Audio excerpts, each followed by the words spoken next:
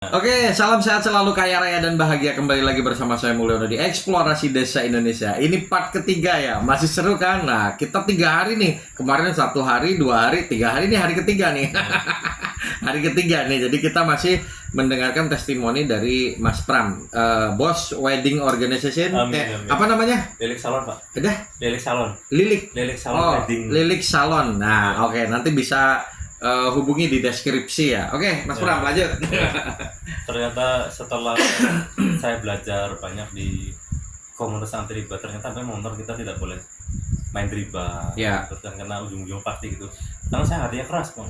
Ya, Hatinya keras, tidak pernah mendengarkan sampai sama kakak saya itu bohong. Ya. Ya, karena apa?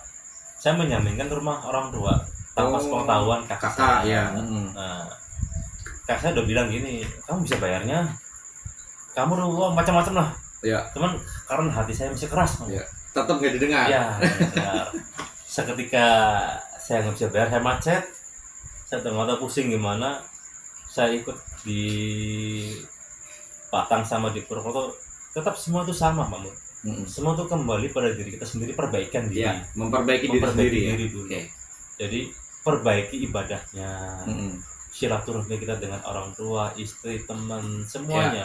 Ya. Jadi bukan soal ribanya saja, tapi dari hatinya juga. Ya. Jangan ada rasa dendam, benci, dengki, iri, hati, emosi, semua dipelajari. Ya. Percuma kalau kita ribanya hilang, tapi dalam hati kita ada perasaan dengki, dendam, iri, hati tidak pernah cukup, kurang terus. Ya. Sampai kapan tidak pernah selesai.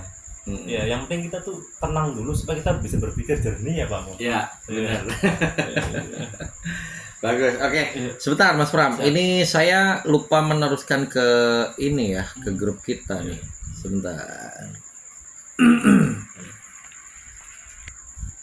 Oke, Mas Pram, tadi kan menceritakan masalah titik terendahnya ya. Iya. Nah, sekarang ini berarti setelah semuanya dipelajari, dipahami, semua tuh kembalinya kan sebetulnya perbaikan diri sendiri. Nah, perbaikan diri sendiri itu berarti kita berusaha berusaha berdoa kepada Allah supaya kita diberikan pikiran yang jernih, hati yang tenang, mungkin rezeki juga akan lebih mudah gitu kan. Nah, ini ada pesan nggak kira-kira buat teman-teman yang sekarang masih pusing gitu, yang masih pusing benar masalah utang gitu. Kira-kira apa yang harus dilakukan dari pengalaman pribadi Mas Pram kemarin?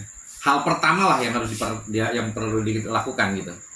Silakan. Pertama, kita orang tuh saya pribadi ya Pak Mul ya.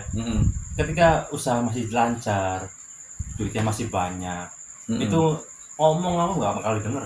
Iya. Nah, ngomong apapun ya. Nggak bakal didengar. Tapi pada saat ada di bawah, sudah tidak apa-apa dan sudah tidak punya apa-apa, pasti masuk.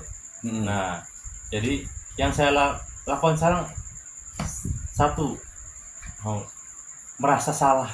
Itu. Oke, mengakui kesalahan. Oke, dicatat tuh guys, mengakui kesalahan pertama. Kemudian terusan kita perbaiki ibadah kita, Pak Mo. Perbaiki ibadah. Ya. Oke. Yang dulu bolong-bolong, terusan semua macam-macam loh. Dan satu, kita nggak mampu ya. Jangan pernah merasa mampu. Nah, haus ilmu lah intinya ya. Oke, harus ilmu. Libatkan Allah dalam hal sekecil apapun, apapun itu. Mau dalam hal yang besar, dalam hal yang kecil. Insya Allah mudahkan dan Allah senang kalau hambanya itu meminta. Dan Allah ngasih ujian bukan tanpa sebab, pasti ada alasannya. Kapan semua itu terjawab? Seiring berjalannya waktu. Semua terjawab.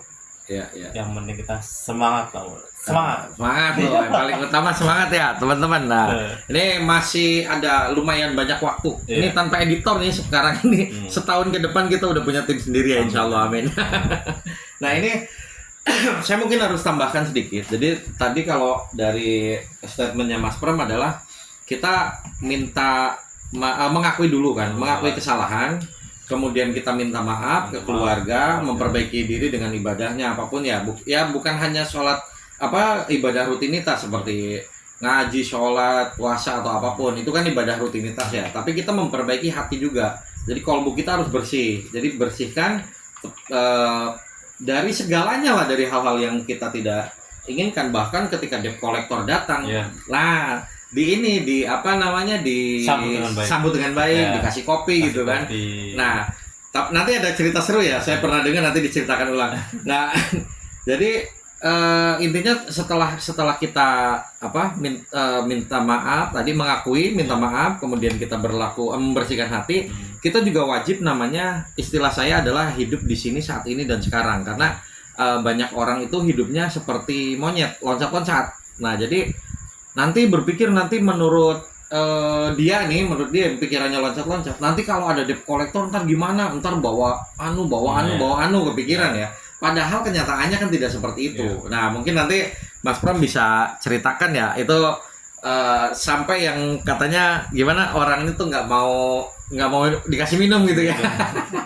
Coba cerita awalnya tuh, awal dari yang keresahan sampai tadinya tenang gimana Mas? Dulu emang saya juga takut Bang dulu, walau pas nggak bisa bayar telat, karena saya terlalu banyak lihat TV Bang. Iya, sinetron ya. Sinetron, kolektor galak-galak, ini ternyata tidak seperti itu. Kenapa? Makanya kita harus gabung sama grup komunitas tuh, harus. Karena kita supaya ketika mereka datang, kita ada ilmunya, Bang. Iya. Karena pada dasarnya mereka juga baik-baik, kan mereka juga kerja. Iya, betul. Mereka punya hati gitu ya.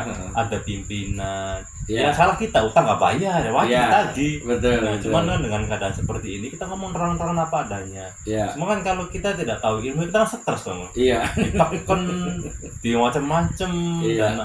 Setelah saya gabung di komunitas, alhamdulillah ketika 4 kali Bang saya didatangin sama kolektor. Kolektor.